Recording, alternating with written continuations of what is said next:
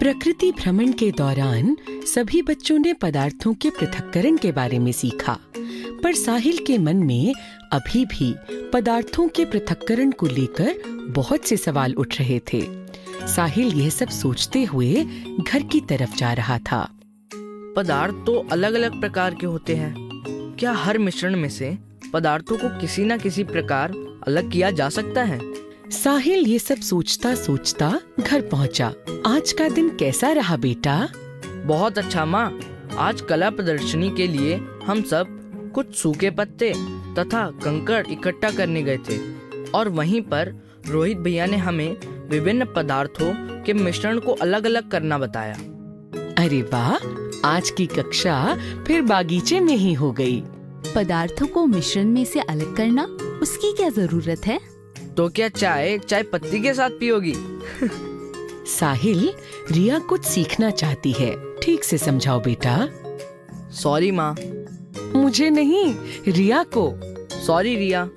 रिया, क्या तुमने घर पर कभी चावल या दाल को बनते देखा है? हाँ भैया, पापा या माँ जब भी खाना बनाते हैं मैंने सब देखा है। तो जब चावल बनाने हैं तो सबसे पहले क्या करते हैं? सबसे पहले चावल को एक बड़ी थाली में लेकर उनमें से कंकड़ या पत्थर या कोई और अशुद्धियों को निकाला जाता है। तो चावल और अशुद्धियाँ, यह एक मिश्रण है। क्या उनको अलग अलग करना जरूरी है? हाँ, हम चावल में मिली अशुद्धियाँ थोड़ी ही खाएंगे। तो इसीलिए मिश्रण से पदार्थों को अलग करना जरूरी है। और ऐसा जरूरी नहीं कि मिश्रण में कोई पदार्थ हानिकारक या कोई उपयोगी। कभी कभी दोनों ही पदार्थ उपयोगी हो सकते हैं। जैसे जब माँ मक्खन बनाती है तो मैं मक्खन भी खा लेती हूँ और अलग हुआ मट्ठा भी। साहिल और रिया बहुत जोर से हंसते हैं। अगर दोनों भाई बहन का हंसी खेल हो गया हो तो मेरे और पिताजी की मदद करोगे? हाँ। आज खाने में क्या बन रहा है? साहिल, आज खाने में बिरयानी और पकौड़े बन रहे हैं। माँ, पकोड़ों के साथ चटनी नहीं मिलेगी क्या? बिल्कुल बनेगी। आज हम चक्का दही बनाएंगे। पिताजी बिरयानी की तैयारी में लग गए और माँ बिरयानी में डलने वाली सब्जियां काटने लगी। साहिल, जरा मुझे एक बड़ा बर्तन तो देना। चावल से सभी कंकड़ पत्थर तो अलग हो गए हैं, कुछ और छोटी अशुद्धियां पानी से धोकर निकल जाएंगी। साहिल बड़े गौर से पिताजी को चावल को धोते हुए देख रहा था। उसने देखा कि पानी की मदद से भी बहुत सी अशुद्धियां चावल से निकल गईं। उसने झट से पिताजी से ये सवाल पूछ लिया। पिताजी, आज स्कूल में मैंने पदार्थों के पृथक्करण के बारे में जाना, जैसे हाथ से कंकड़ पत्थरों को अलग करना, हवा की मदद से धूल को अलग करना। पर ये पानी की मदद से अशुद्धियां निकालना, ये कौन सी प्रक्रिया होती है?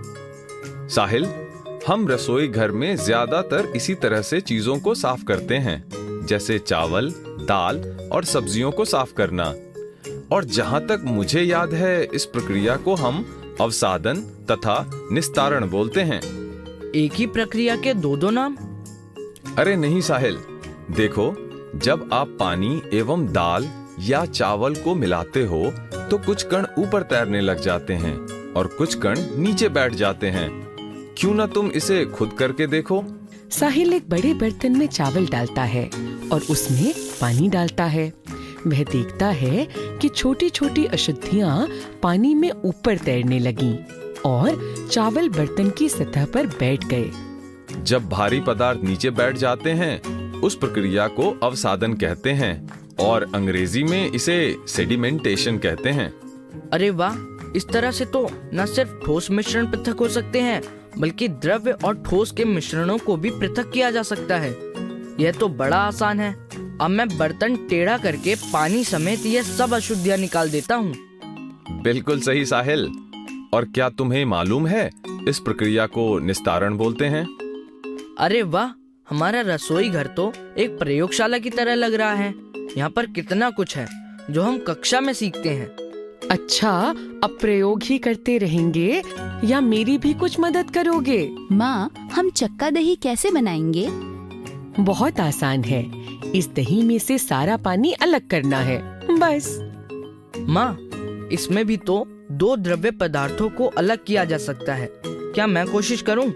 साहिल ने बर्तन टेढ़ा करके पानी निकालने की कोशिश की, पर पानी की एक बूंद भी अलग नहीं हुई। बेटा, यहाँ निस्तारण और अवसादन की प्रक्रिया नहीं, दही से पानी अलग करने के लिए हमें कपड़े में दही को थोड़ी देर तक रखेंगे और कपड़ों के छिद्रों में से सारा पानी अलग हो जाएगा और चक्का दही तैयार हो जाएगा। अरे वाह, यह एक और तरीका है दो पदार्थों को अलग करने का। और इसे निस्यंदन यानी फिल्टर करना बोलते हैं। यहाँ कपड़ा एक फिल्टर की तरह काम कर रहा है। माँ, हम इतना सब कुछ बना रहे हैं, हम कुछ पीने के लिए भी बनाते हैं। माँ, नींबू पानी बनाते हैं, वह तो मुझे भी बनाना आता है। अच्छा ठीक है, जब तक आपके पिताजी और मैं खाना लगाते हैं तब तक आप दोनों नींबू पानी तैयार कर लो। रिया, पहले बहुत थोड़ा सा पानी लो, इसमें चीनी घोलो, तब तक मैं नींबू लेकर आता हूँ। रिया ने थोड़े से पानी में 4 चम्मच चीनी डाली और उसे घोलना शुरू किया। साहिल भैया, मैं बहुत देर से इसे घोल रही हूँ, पर बची हुई चीनी गल ही नहीं रही। तुमने पानी बहुत कम लिया है, थोड़ा और पानी डालकर देखो। थोड़ा और पानी डालते ही बाकी बची हुई चीनी भी घुल गई। अरे, ये चीनी तो घुल गई, पर कम पानी में ये चीनी क्यों नहीं घुल रही थी? माँ ने ये सब सुना और वो रिया और साहिल के पास आईं, क्योंकि यह घोल अब संतृप्त विलयन है। संतृप्त विलयन मतलब? पानी की कुछ मात्रा में सिर्फ कुछ ही चीनी घुल पाएगी। जब पानी में चीनी घुलना बंद हो जाए, मतलब कि वह संतृप्त विलयन है।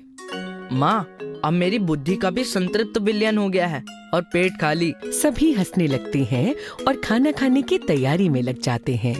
तो देखा, आज रिया और साहिल ने माँ पिताजी की मदद करने के बहाने बहुत सी बातें सीखी। आप भी अपने घर में ही विज्ञान की बहुत सी बातें सीख सकते हो।